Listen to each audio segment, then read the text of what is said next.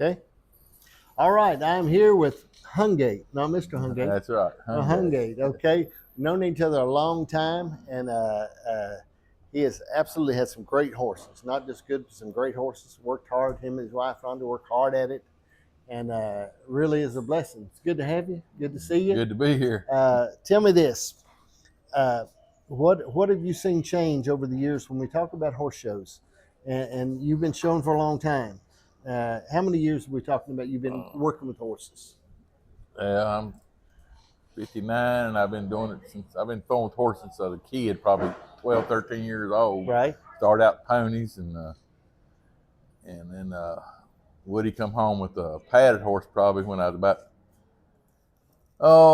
20, 21, I think, and I wondered what that thing was, Yeah. But I fell in love with the performance horse, and I love the racking horse. Is what Right.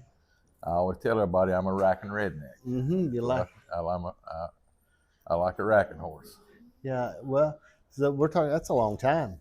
Yes. With horses. I mean, when you talk about a racking horse, I mean, what do you look for when you think about a good bare-legged racking horse? What are you looking for? I want him real high-headed, head tucked back, Right. Stepping above level, and sweeping in that back end. I don't want him stepping behind. I want him sweeping. I want to be able to push that golf ball with his back foot. Right. Yeah. As the way I've always was taught, I like one with the head, like you said, with his head up there. Yeah. And have you found this? When we talk about, and we'll talk about some different things. When we talk about a horse's headset, you can't hardly beat a horse that's got a good natural headset. Right. I mean, I know we can time back, time up, time down, and we've all done it. Okay. Right. But man, whenever you run across a horse that'll just do it naturally, man, ain't that something? Yeah. It means a lot. It'll help them in the front feet and all. Right. It is, and you can ride that horse and enjoy it. And I've said before, when I get one with his nose stuck out, I just soon take $750 and go trade. You say not $750 no more. Okay. Yeah. Well, you've been at a long time. When you think about that, how many horses you got to barn? We got 4 here today. Right. And usually we bring 5, 6, right, or so. But we left a few at home this time to make it a little easier. Also, I'm a little bit older than what I used to be. Right. Well, I think about that. You're 59. I'm 65. Yeah, right. And but I hadn't worked hard like you. You've worked awful hard. That's a whole different ballgame. You've been at it at a hard pace. Yeah, we've tried. Yes, sir. We tried. Yes, had sir. a lot of fun at it. Well, that's it, ain't it? And it's all about everybody thinks about the horse, but it's about just like this right here, the friendship we made, people. All of us. You live 45 minutes from me. Yeah. I probably would have never met you for the horse. Exactly. And, it's neat, ain't it? Yes, it is. It is. It really is. It's a different type of camaraderie and a different way about it all. And it's different even versus, and there's nothing wrong with the walking industry and things like that, but it's all a different atmosphere anywhere you go. Yes, sir, it is. Yes, it really is. And do you get to show a lot around the house? I mean, there's a lot of small shows you go to? Or? No, we don't. We mostly anymore. We used to show, every weekend around the house in a 2-hour drive, but anymore a lot of them shows are gone. There's still some shows around there, but there's not that many sanctioned shows. Now, I'll be honest, I try to stay with the sanctioned shows because they monitor what we're doing and make sure we're right. You know what I'm saying? And that's fine. Show them both ways is fine, but with the padded horses, that you just don't see any regular shows anymore if they're not sanctioned. They're not there. So. Yeah, well, that makes a lot. So you have, and I know we most come to Shelbyville, or we go to Kentucky some. Yeah. And it's good. And the White Pine down in that area. Right. We still show a few times down there a year. All right. When we talk about things, and we talk about it overall, I mean, when you're looking for a horse, or you're looking at a horse that you like, or you want to buy, or you see, what are you really looking for in a horse, Hungate? When you see that horse, what are you looking for? I want him to be sitting there. I want him to reach just a little bit, but not plumb out. But I want him to reach up front, picking his legs up high and stepping. I want him steppy. Right. And I want him, like I say, cock that head back in there and sweeping with that rear end. And well, when we talk about buying horses like you are now, when you see a horse somewhere and you like that horse, I mean, this has changed a lot. It seems the market has changed in horses. Yes. Okay, I mean, it used to be you could buy a fixer-upper for a whole lot less. Okay, but now we're talking about big money. Yes, sir. Yes, sir. It takes it takes a little. We used to be able to buy horses $15,000-$2,000 Right.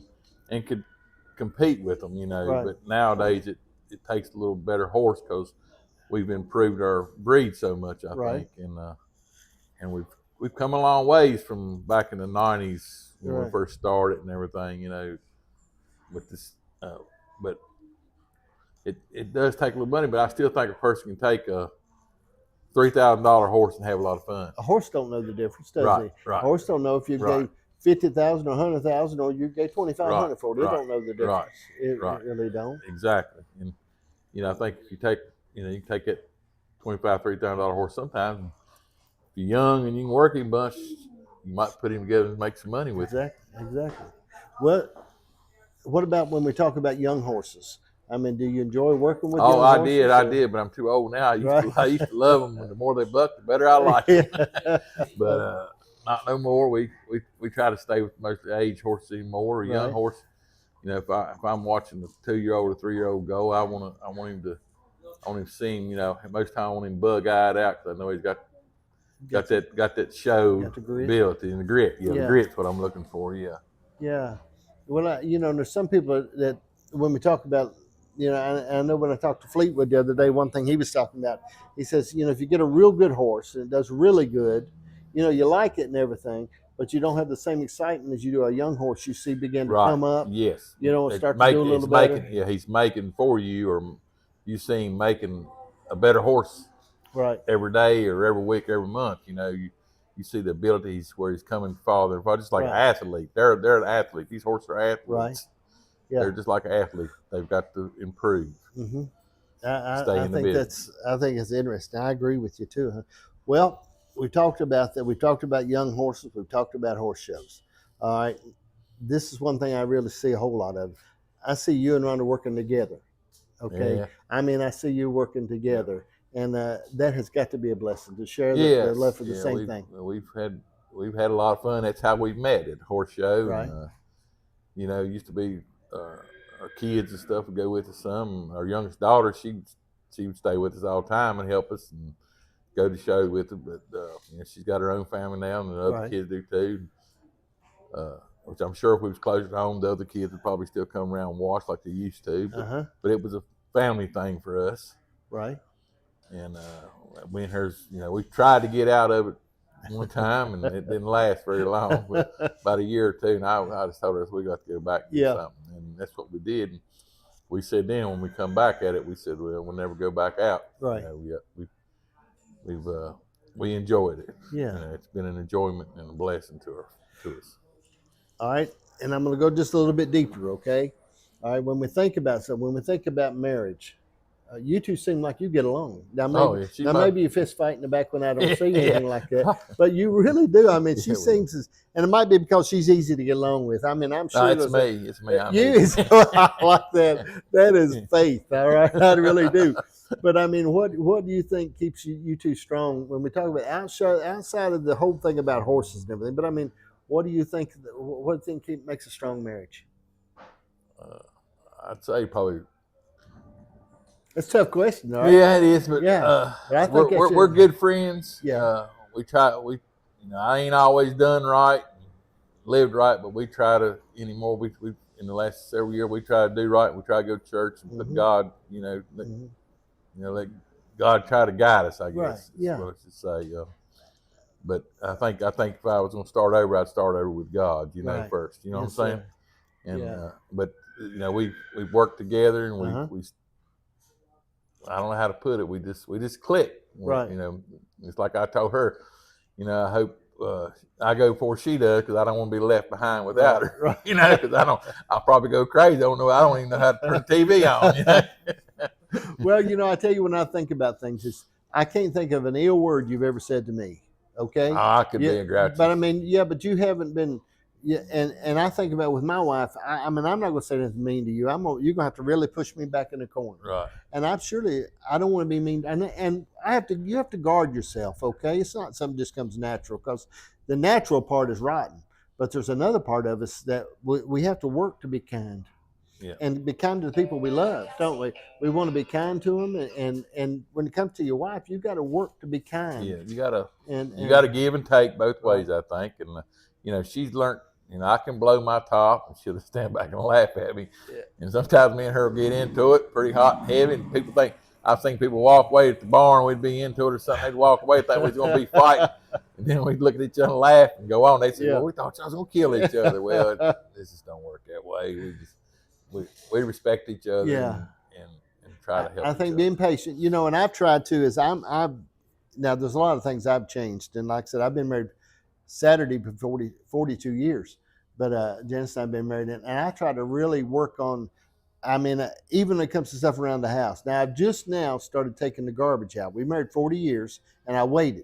Okay, right up the end. She could set that garbage in front of the door, and I could push it over, so I could get past it and get out the door. But I've got now, but what I done was move the garbage cans real close to the back door, so I can take the garbage out. Okay, but I'm real careful now around. I try not to leave anything out. If it's a dish, we sometimes get in a hurry to see who's going to clean up first. But I want to be careful with her and be good to her. Right. And that's something I have to actively do, because sometimes I get up after she usually always goes to bed for me, and I'll have my pop can sitting out and my potato chips. I have this stuff. I'm really tempted just to leave it out and go on to bed, but I said, I'm gonna pick up after myself, and you have to purposely do those things, don't you? Sometimes you got to change things a little bit to make things right for everybody. Yes, right. Sir. Right, and I want to make it easy on her if I can. Yes, exactly. You want to make it easy on each other. And really, and one reason why is the next husband you had, I want to really make him look bad. I'm thinking if I can be as good, if I can be pretty good, I said that's going to make him look really bad. Yes. But I think it's important, man. The Bible talks a lot about having peace. If you'll marry a good woman and you'll do right, it brings peace in your whole life. Like I said, I haven't always done right, and I still don't do right. I know that, but I try to do. I'm trying. Yeah. That way, Well, it's like me losing weight. As long as I'm trying, I feel like I'm not losing. Well, I like to eat too well for that. So I weighed 270 pounds since 2018. I can walk 7 miles. Yeah. But I still don't make a bit of difference. I was probably about 170 or 60 pounds when I met her, and now I'm about 250. She cooked too good. Yeah. And then I learned to cook too, and I like to cook myself. So. I love cooking. Yes. Well, all right. We talked about marriage. We talked about horses. Let's talk about cooking, something really important. Yeah. All right. Marriage is okay, but cooking's important. Yes, sir. Okay. Do you like to cook? Yes, sir. Yeah. What do you like to cook? Breakfast. Right. I'm a breakfast cook. I like my breakfast. Uh-huh. I like cooking steaks. I have trouble with a steak Pork getting chops. right. How do you get a good steak right? Like if you got a 16-ounce ribeye and you're trying to make that thing. I have trouble. I can either burn it, I can get it. It tears me up. Usually I cook mine on the grill. Okay. And I'll put, I try to keep mine moist with like butter and keep me some water too if I need it. Do you time it? No, I don't time it. I can't time it. I just know when it's right. I just kind of watch it. Do you cut it and check it? Sometimes maybe, not often. See, I have trouble. Which I like mine medium rare anyway. So I know when it gets brown on both sides, it's pretty much done. I bake a lot. I put them in and bake a lot, and I use the toaster oven a bunch. I've got a big toaster oven I wear out. I use it all, but I like cooking fried potatoes. I really enjoy fried potatoes. I do that a lot, and I try to cut back because you ain't supposed to have so many of them. So now I got back to where I used to cut up a bunch, but I'll cut up one, just enough so I can have that fried potato and do that. But I enjoy cooking that along. I like potatoes. I've got a roast right now in the Instapot I put in this morning, and I went and got one of those little, those packages you get that got everything in it. That roast, it's got a roast with it's got the corn, the carrots and the onions. They sell it food. Yes. I've never got that, but I got one of them this morning. We've never tried one like that either. I usually do it the other way, but I said I'm gonna try one this morning and get that. But the steaks I never have been able to get. But I like to cook. Like I said, breakfast is my main meal. Right. I gotta have it every day. Yeah. It's good. Every day. Good. All right, we've covered important stuff. Covered food, horses, marriage. Now let's talk about money. Okay. Ooh. All right. I don't know nothing about it. Now, I know it takes a lot to have horses and to do what you're doing.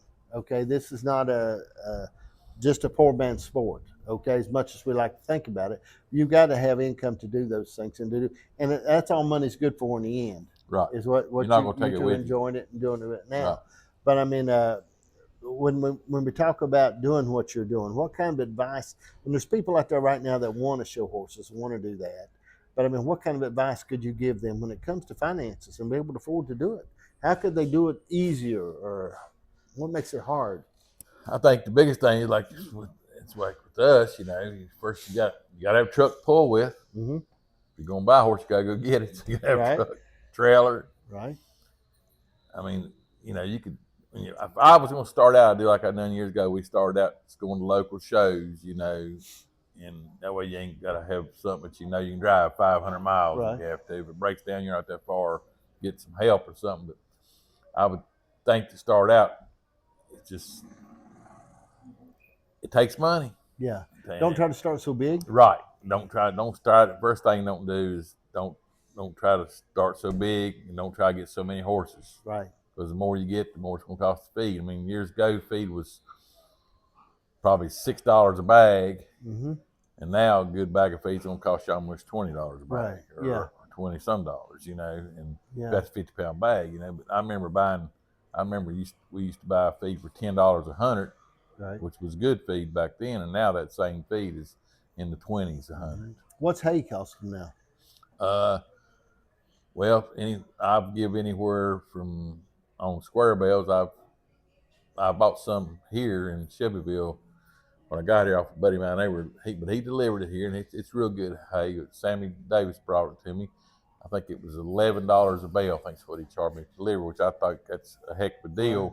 Where I ain't got to haul it with me. Yeah. At the house, you can find it probably in the field, probably anywhere from $5 to $8 a bale. Orchard grass hay, just red grass hay. I know up in Ohio, where Morgan didn't get their hay, they can't buy. They have to pay for it every week. They don't sell it. You can't buy a bunch. You can't buy everybody's. You can't buy some person say, "I'm gonna take all your hay this year." Right. They don't sell it like it. They bring it to market every week, or whatever it's bringing on that market. That day. That's what you got to pay. I think it's Wednesdays. They got to go get hay. I didn't know that. And that it's got a market value. They all got a market, and they sell it by the trailer load. They'll have a trailer load here, trailer load there, and they know how many pound is on that. Really? Huh. It's a strange process. Yeah, it is. But that's a good idea. That's the way they do it. That's that way. A market for it. It's always it's a market, but it's interesting. It really is. Yes, sir. Well, all right. We've covered money. We've covered food. We covered marriage. Now let's talk about something. I know we don't talk about this a lot. What about music? What kind of music do you like? If we said Hungate likes this, I like rock and roll. I like the old time rock. Like 70s. Yes, Eagles, 70s. Dr. Hook. Eagles, Dr. Hook, Poco, okay. Bread. Now we're getting somewhere. See, that's you real remember music. all that too. Yeah, I listen to it every morning. Eric Clapton. Real stuff. Bob Seger. Aerosmith. And Leonard Skinner. Yeah. See, that makes sense, doesn't it? Yeah. I have a hard time listening to music nowadays. I still listen to nothing but 70s music. Yeah, even if I listen to country, I want to listen to old country. Right. I don't want to listen to because I do listen to country too, but I don't like this new country and don't like this new rock. I can't follow it. I can't either. Now I can follow it. I like bluegrass. I like bluegrass. I do like bluegrass. Yeah. Now some new stuff I like. I like the Jelly Roll guy. I listen to some of his stuff. I listen to him along. And some things I sort of listen to, but I about have to like the person before I listen to. We've got to listen to Willie Nelson live. We went and seen the Eagles in Janice and I got to see the Eagles in concert. I mean, we've enjoyed some of those things. I've got to see those, and those are really good. Yep.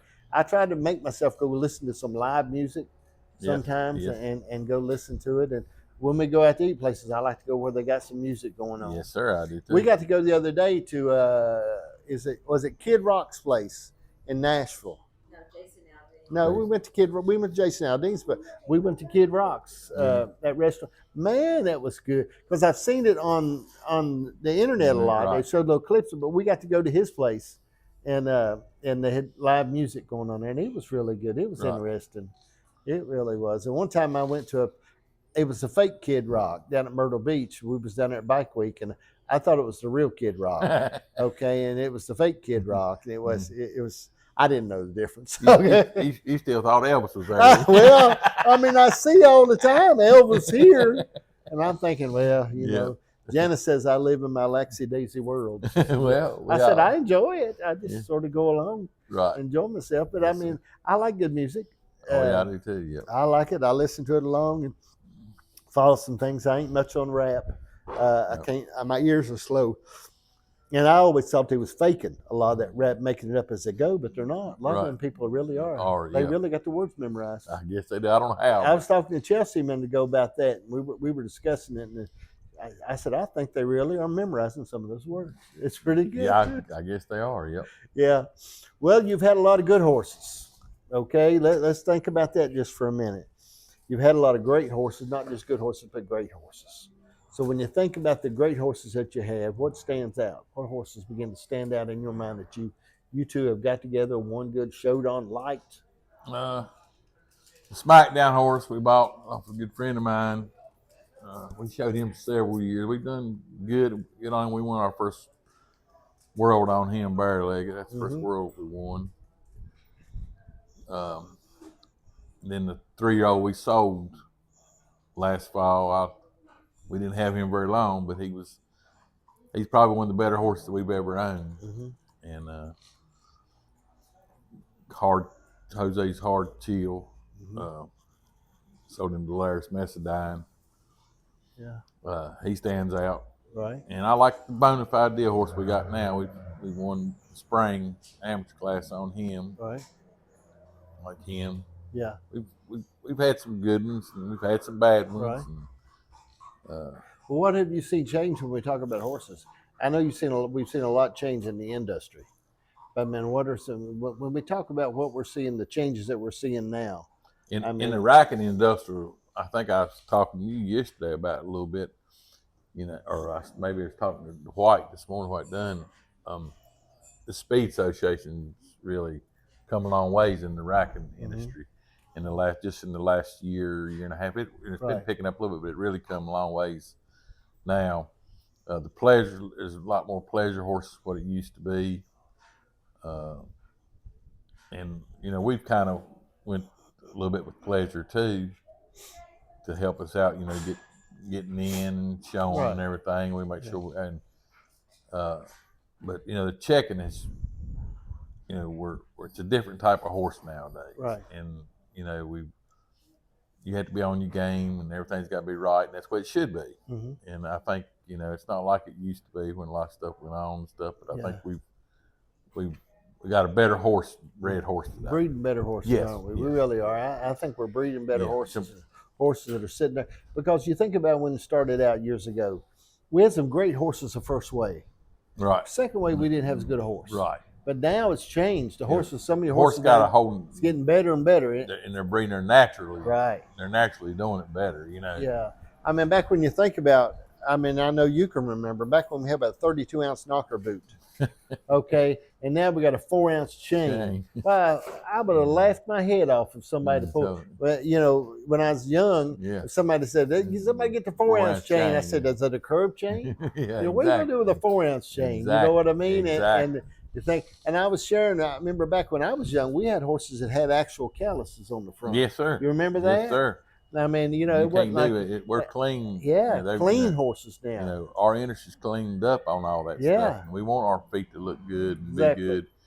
And we're working on that. I mean, when I see you and I see other trainers, you're working on the horse's feet. Yes, sir. And you're making sure it feels right, make sure it looks right. You gotta get through the pearly gates before you never go to heaven. Well, yeah, and them feet will get you through pearly gates. That's the only thing that gets you through there. Well, too, I see when you come through and you're trying to get a horse through inspection, and I think like I said, you and I believe agree on this. We need to check them horses. They need to be checked. Yes. But as long as we have common sense. Common sense. Okay, when they're checking a horse, I mean, because we've seen a lot of crazy stuff out there. Yes, a lot. And a lot of crazy, but common sense, somebody checking a horse. That way the playing field is fair. I mean, you know what I mean? Everybody's is coming through the same. It's about as fair as it can be. Right. Yes, sir. Yes, sir. It really is. And all right, so we've covered horses, we've covered money, we've covered marriage, we've covered food. Now, let's go one step farther. How do you afford? What do you do for a living to afford this lavish lifestyle? My wife's an RN, and I do heating and air. Heating and air. And we. That's a big thing. Yeah, we. Everybody's got to stay warm or cold. I mean, I love it. See, I mean, I know, and I've told people about you before. And I loved one time, and I don't know if you remember years ago, you told me, you said, now, you went on heat and air, you said, I don't really answer my phone except on the weekends. Yeah, years ago. That's why Okay. I would try to work weekends because it was more, you're going to make more money on that weekend Right. if people want you to come. If Right. it's hot, they'd call you. And if nobody else will answer you. Yeah. And I would. And I still try to. Right. I still try to do it. Like the only time I have really had bad times, like I'm down here right now. You Right. know, if somebody calls, I've got a hard situation there. Mm-hmm. You know, but I want to try to take care of the people and be good to my customers, and because that's how I make that's my livelihood. Well, now tell me this: if somebody wants to get something heat and air, and they're close to you, or they're where you're at, how do they get hold of you? Either they can get hold of me on Facebook or call me. Yeah. 276-613-1544. See, that's what. Well, listen. You know, a lot of these people on heat and air, and I don't know a lot about it. Okay, I mean, as I shared with you, I got one of them. We got 2 of them baseboard heaters in our house, so electric heaters, and we got a little window air conditioner. Okay, and I love to have a heat pump and that stuff in. But the problem is, when I got my house paid for, the house I live in, Janice and I live in, I went straight to the lawyer and I gave it to my son and my daughter-in-law. I said, "This is y'all's house now. This is probably the last one we're going to live in." It's 850 square feet, the little house. It's a porch that's as big as a house. Mm-hmm. And I said, now y'all keep the grass cut and take care of it. You know, it's your. So what it is, a while back he asked me, he got a heat pump in his house. He said, "Dad, why don't you put one in yours?" I said, "It's not an investment for me." I said, "At 65 years old, why don't you put one in your house?" Okay, so Dad can enjoy it. I said, "Makes good sense to us." Yes, I sir. said, "We don't need to do that." But have you seen a lot of things change in that business over the years? Oh yeah, yes, it's changed a lot, and it's going to change some more. At the first year, they're coming out with a new type of Freon, and it's going to change it. We're just now getting ready to go into that phase of things. Me and Curtis Thompson both have talked about that a little bit. Right. He's in heat and air too down at Myrtle Beach, and it's coming. And the mini splits are the biggest thing I've seen about. You know, if you like you with the 800 square feet, a mini split will do you. You know, you don't have to do duct and all that. Mm-hmm. We do a bunch of those. I see that. Yeah, I know Dwayne he's put several. Yeah, of those Dwayne. Dwayne's put several of those mini splits in. Yep. He talks about it. Man, it seems like the way to go. It is. It really does. I mean, it is for like you say, a situation like yours. Yeah. In a lot of situations, it's just good. Yeah. It is. It really is. I mean, I think about it. I know that business has changed. I've always thought it was a good business to be in. I always thought that, man, when you learn that, and there's so much that you pick up and you learn over the years, and you got to be with that market as it changes. Yep, you got to change with it. And you've done that. Yep. That's good. This makes the third type of Freon I've seen go into the heat pumps in the last 40 years or so, since I've been in it. You've been in about 40 years in heat now? Yeah, I started with it I was about 16, 17 years old. That's being ahead of the game. Yeah. That's good. Piddled here and there with it, Yeah. Well, okay. I appreciate Hungate being with me today. Him and his wife have been a blessing for me in many, many years, Janice and I, and I really appreciate him. And when you see him, we're the same, and it's not like it's just the same every time you see him. And I really appreciate him, and he don't give himself enough credit. But he's a good man, and if you get a chance to see him, and if you see his wife in the ring, you need to yell for her. Be sure and yell for her. Now, if she's not doing real good, don't yell for her like I shared with Chelsea and draw no attention to her. Just be real quiet when she comes by the judge, right? If she's not doing good, if you're a little off or something, don't say nothing. One thing we've learned, we want to have fun at this. That's exactly. I used to take it real serious, but I still do it in a way, but we've learned to have fun at it. Have fun. Like I said, if you see her in the ring, yell for her. Please. Yell for her if she's doing good. But if she's not doing good, just sort of turn your head when she walks by and be real quiet so nobody else sees you. Yes. It's important. Yes. It's important. Appreciate y'all, and thank you for watching. Just from the Shed, the Road Edition. Appreciate it.